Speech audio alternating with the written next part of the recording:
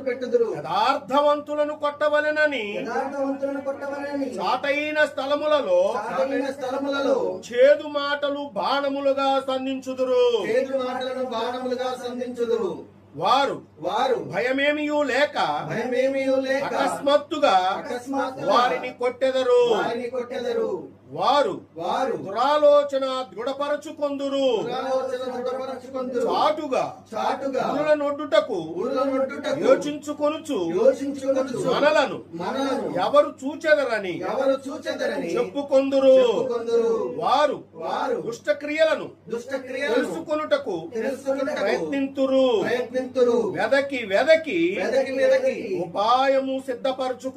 ఉపాయము సిద్ధపరచుకొందురు. ప్రతివాని హృదయాంతరంగము అగాధము. దేవుడు బాణముతో వారిని కొట్టును.